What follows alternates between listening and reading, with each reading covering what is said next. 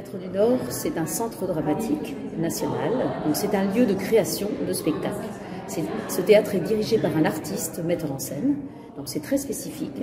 Et le théâtre, sous le théâtre, il y a deux salles, deux lieux. L'un qui est le berceau à Tourcoing, qui est placé à Tourcoing, c'est une salle de 320 places, totalement modulable, c'est pour ça qu'on peut y faire vraiment toutes sortes de spectacles assis ou debout.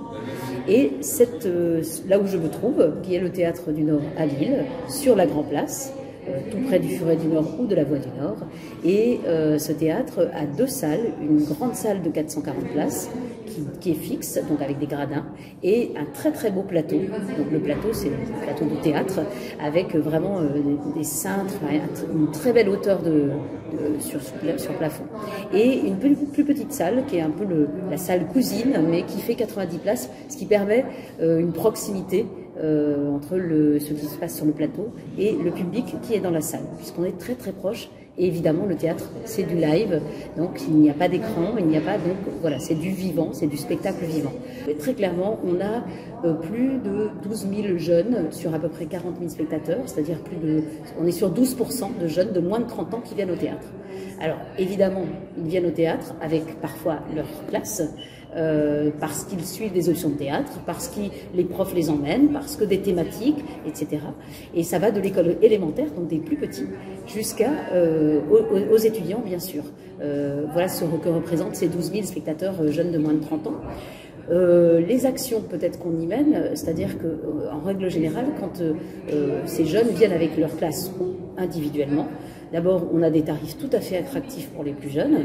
En plus, on a une possibilité, par exemple, je prends cet exemple pour des étudiants, mais aussi des lycéens un peu grands et autonomes, on propose ce qu'on appelle les soirées combo, à savoir, on vient voir un spectacle dans un même billet, par exemple à 10 €, on a une soirée combo et ensuite on a une soirée after show, à savoir qu'un DJ vient y faire de la musique et on danse ici toute la nuit ou une partie de la nuit avec l'équipe artistique dont on a vu le spectacle, etc. C'est l'idée d'ouverture au sens large, dans le sens où on croit beaucoup à ce que le théâtre est un art vivant et complètement accessible pour tout le monde. Encore faut-il pousser et franchir la porte du théâtre, qui est parfois intimidante, qui est parfois « ça n'est pas pour moi », qui est parfois un peu rasoir parce que l'école m'oblige, etc. Ou c'est des vieux textes, alors qu'on a, par exemple, cette saison, on va en parler, on a que des auteurs contemporains, c'est-à-dire des auteurs vivants, qui vivent notre monde, qui le traduisent en mots et qui tout d'un coup vont parler de thématiques qui nous parlent tous.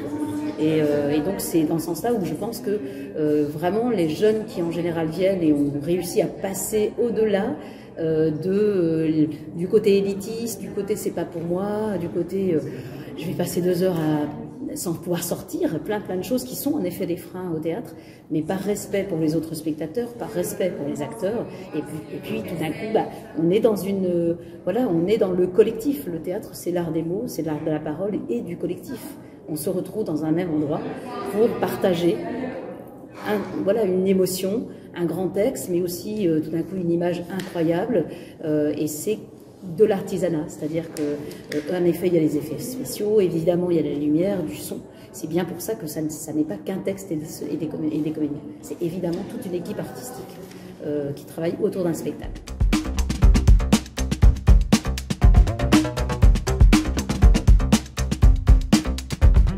On a beaucoup d'actions de médiation, c'est-à-dire qu'on va voir les jeunes là où ils sont, c'est-à-dire sur le campus, dans leur classe.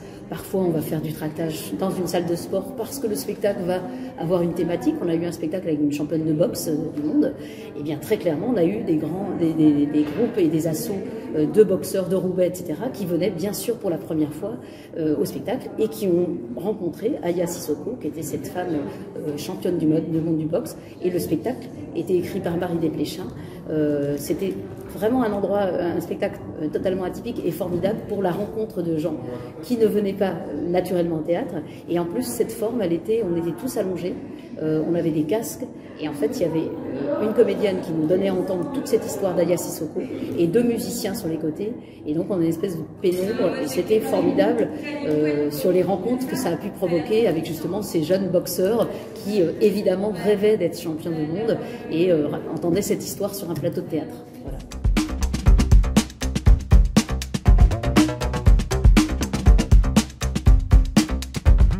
Une saison en fait, on trouve un assez beau mot pour faire en sorte qu'on parte de septembre en général, et de septembre c'est-à-dire à l'automne, et puis on a l'hiver, et puis on a le printemps, et puis on a l'été, où en général on fait des fêtes de fin de saison, et qui sont souvent toujours ouverts à tous, et qui se terminent très souvent en musique également.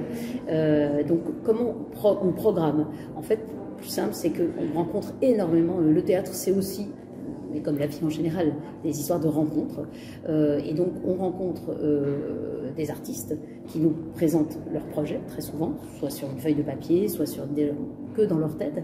Et ensuite, peu à peu, soit on a déjà vu leur précédent spectacle, soit on va voir des spectacles pour les plus jeunes, puisqu'on a dans notre théâtre aussi la volonté d'avoir des très jeunes artistes, ceux qui sortent de notre école, mais au-delà de ça, des jeunes metteurs en scène à qui on donne vraiment les moyens de se dire on croit en toi.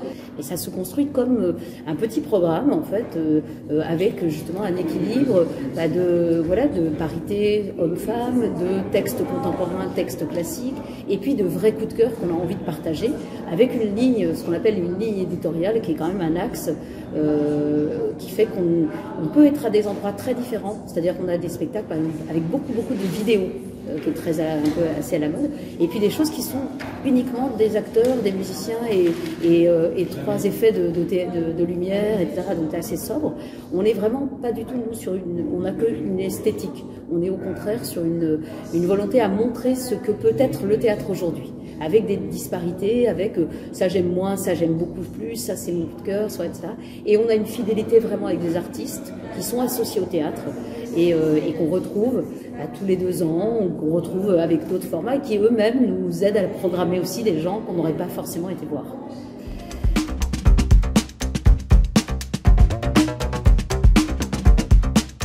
Moi, je suis persuadée, et parce que je travaille dans ce milieu aussi depuis longtemps, que je pense que plus le jeune et plus l'enfant peut découvrir le théâtre avec toute la naïveté et puis la curiosité qu'a un enfant,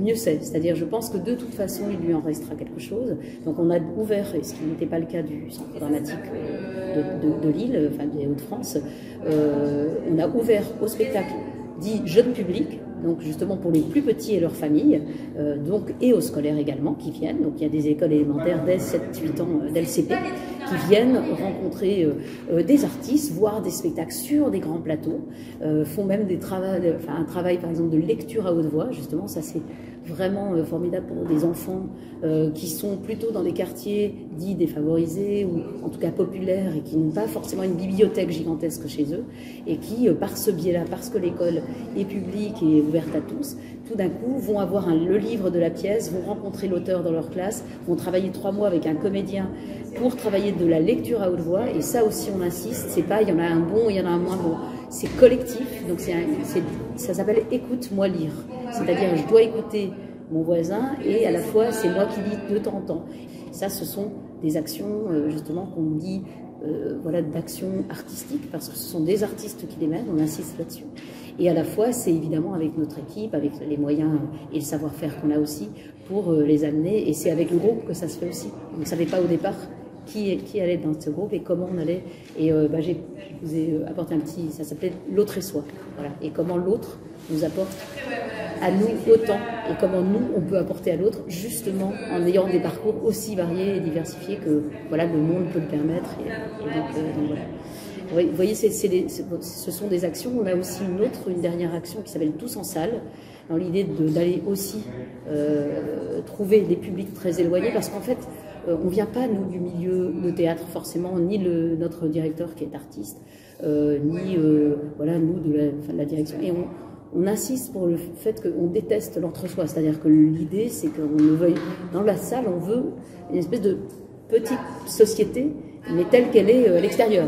Donc avec des gens plus jeunes, des gens qui viennent depuis 30 ans au théâtre, on les adore aussi, des gens qui vont prendre toute la saison, Et puis des gens qui vont emmener leurs petits-enfants parce qu'eux ont découvert le théâtre du Noria à 30 ans ou 40 ans, et puis des jeunes couples, et puis des petits, je me souviens de petits qui venaient avec le gilet jaune de la grande région en bus parce qu'ils avaient travaillé sur un texte justement d'Olivier Py pour le jeune public, et dans la salle, c'était juste avant Noël, c'était merveilleux ce qui se passait, c'est-à-dire qu'il y avait quelque chose de magique et de féerie de Noël, quoi.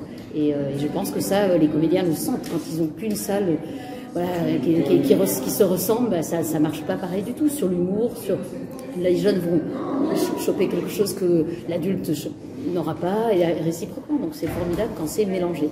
Et donc la dernière action s'appelle Tous en salle. Ça, c'est vraiment grâce au cercle des partenaires privés, les entreprises qui décident de nous aider aussi pour justement qu'un public qui n'irait pas au théâtre vienne. Donc on offre des places, mais on les offre pas comme ça. C'est-à-dire que c'est pas juste gratuité et puis je m'en vais, on s'est même pas rencontrés.